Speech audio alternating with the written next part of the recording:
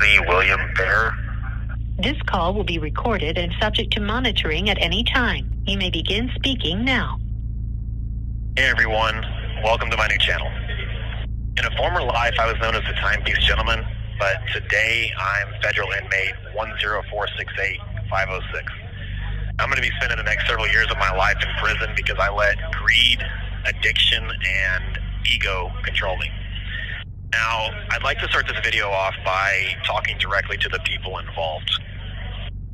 I know I could say I'm sorry a million times, and I know those words won't change what I did, nor will it put the millions of dollars I stole back in your pockets, but for what it's worth, I apologize sincerely. I'm 100% responsible for the mess I created, and anyone that was affected, I really am sorry. I know that doesn't change things, and I honestly hate using those words because most of the time people saying I'm sorry don't follow that up with action that really justifies or shows they're sorry. So I want to show that by my actions. Now, I know that no matter what I say, there's always going to be people out there that don't believe me and claim this is some sort of scam. Those aren't the people that I'm talking to. I'm talking to the people that believe in second chances and believe it is possible for someone to change no matter how bad they messed up. When I say I'm sorry, I mean it, and I've attempted to show it as best I can. Back when news of all this broke, it would have been easy for me to turn off my social media and hide. Instead, I posted a video admitting all of my faults on a social platform for the world to see, knowing that it would get shared and things would spiral from there. I could have made excuses, I could have pointed fingers, but I didn't. I owned up to it and made a promise to make it right, no matter how long it took.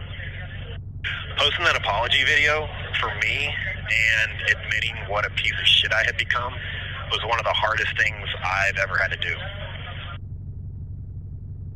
When all this stuff happened, I knew that I had fucked up, but at that time, I still wasn't convinced that I was the problem. I blamed others, I blamed the market, I blamed timing, anything. I was angry. I was angry that I had done so much for people before, and now they were nowhere to be found. It took a while after I was arrested to finally, come to that aha moment to realize what a mess I'd made of myself. I was actually sitting in my cell one day and I was reading The Laws of Human Nature by Robert Greene, and I got to this section on narcissism. And when I got to that, I was blown away. I couldn't make it through one page of that chapter without getting emotional. And reading it and hearing what it had to say, I related to so much of it. And that was when I finally realized what a full-blown narcissist I had become. People had called me one before, but I didn't really pay attention to it because I thought they were just idiots, which is also a sign of a narcissist. After reading about it, all I could think about were the horrible things I've done, the way that I treated people, how I used them as pawns to get what I wanted. I stirred up drama because I craved attention. I would talk about the nice things that I did, but the nice things I did for people. What I realized is I was actually doing that for me and the praise that came with it. So to you out there, I'm sorry. This call is from a federal prison. I used to think I was a good boss and I had this business savvy, but in reality, I was just a control freak that thought I was the only one who knew what they were doing or were capable of doing it. When I was running my business, I would wing things to try to make them look effortlessly or make them look effortless, and then I'd move on to something else if they didn't work out. And when those things didn't work out, it was always someone else's fault. There's another thing that I was never willing to admit the role that luck played in my early successes. I've lied, I've manipulated, I've stole. I hurt a lot of people. I broke everyone's trust. It took me losing everything, ruining all of my relationships, causing financial hardship on a lot of people, and winding up homeless, living out of a storage unit, sleeping on the beach, and then back in prison to finally realize what a mess I've become. I lay in my bed almost every night thinking back on all the things I could have done different, how I could change things if I just had one more chance, if I could just go back and do things over knowing what I know now. There's nights that I can't even go to sleep because of how much it bothers me. So coming back to prison in a way, it's forced me to really look at myself. You know, going from the life that I had to now, everything I own fits in a 2x4 locker. I wash my clothes in the sink with a bar of soap. I wake up when I'm told. I eat when I'm told. I go to sleep when I'm told. My life no longer belongs to me, and that's going to be it for a while. You know, I've been empty inside for a long time, and I'm full of insecurities and these voids that I don't know where they come from.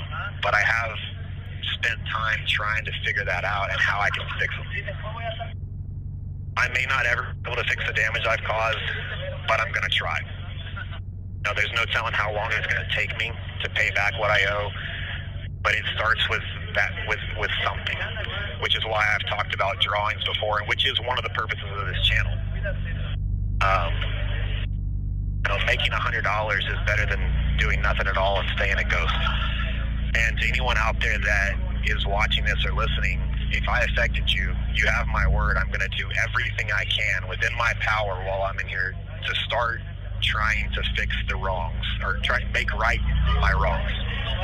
Now, I want to move, or actually one thing I do want to say is that today I'm happy to report that I have been sober for 318 days, which, again, addiction was one of my biggest problems and led me to the position that I'm in. So in a way, prison kind of saved me, because had this not happened and everything I was going through and dealing with, who knows what would have happened in my life. For anyone that says, you know, it's easy staying sober in prison, it's not. Everything you can imagine is available in here.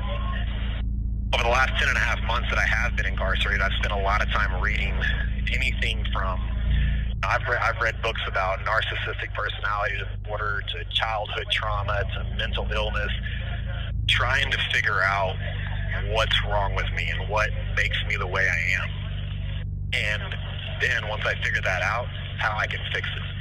I know it's not going to be an easy road. It's definitely not going to happen overnight, but it's something that I've made a commitment to during my time away, to put every ounce of strength I have into trying to fix. When I leave here, I want to come out a different person, like a better person. Want to move on to talking about drawings. Now, somebody might ask me, why drawing? Well, being in prison, I'm extremely limited to what I can do to earn money legally. And drawing is one of those things. It's what I've been doing to support myself since I've been in, is drawing portraits for other inmates. It's a creative skill that I haven't talked about or shared with people a lot, so people aren't very familiar with me being an artist, but it is something I think I'm good at. And it's a positive hobby, or it's a positive thing that I can do in here to also keep me out of trouble. One of the other purposes of this channel is not only to promote the drawings, but I also want to share my story. I want to answer some of those unanswered questions. I want to talk about the scandal when it comes to that point, and you know, what could have been done differently, how it could have been avoided, how you can recognize stuff like that in other people. This call is from a federal prison. And the last purpose of this channel is I want people to hold me accountable. You know, I'm making a commitment to change, and that's not possible on my own. If I've got a public platform of people holding me accountable for the things I say I'm going to do, and whether I do them or not, and calling me on my shit when I don't, I think that's the only way to really have any kind of success with this. So, again, to everyone that was affected, whether it was financially, whether it was someone close to me, a personal relationship, I'm sorry, and you have my word. I'm going to do everything I can to try and fix this.